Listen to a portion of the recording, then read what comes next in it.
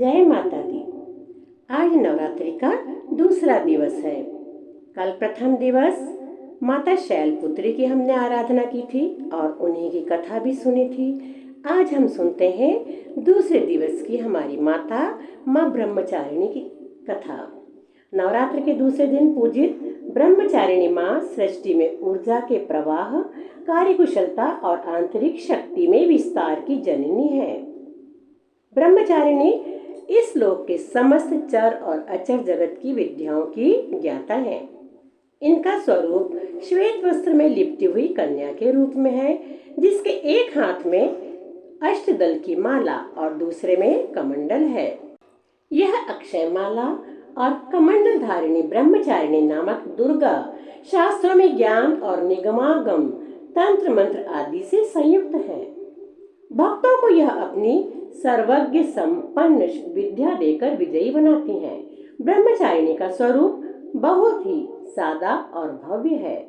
अन्य देवियों की तुलना में यह अति सौम्य, क्रोध रहित और तुरंत वरदान देने वाली देवी है।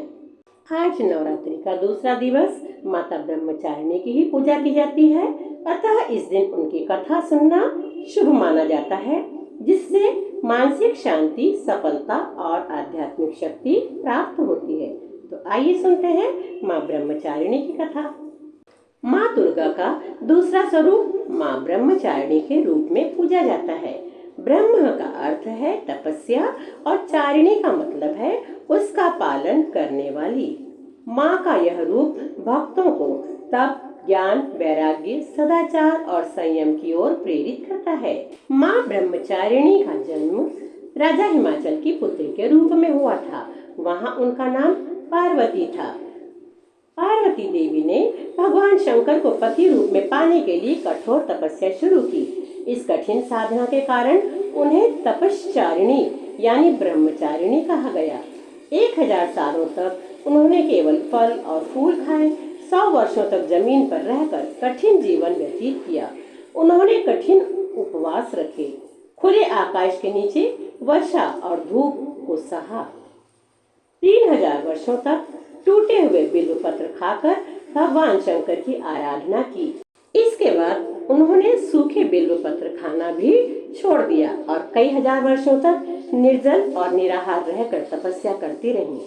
पत्तों को छोड़ देने के कारण उन्हें अपर्णा नाम से भी जाना गया।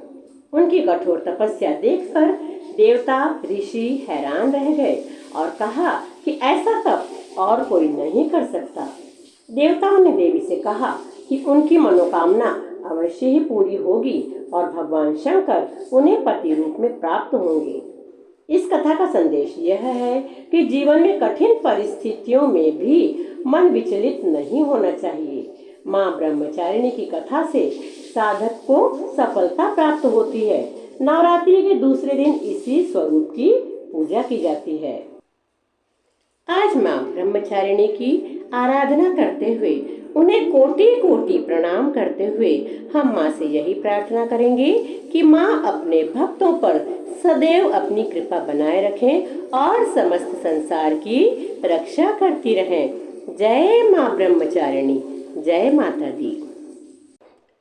इसी प्रकार अन्य धार्मिक कथाओं को सुनने के लिए हमारे चैनल को एक बार सब्सक्राइब अवश्य करें और वीडियो को लाइक एंड शेयर भी करें। जय माता दी।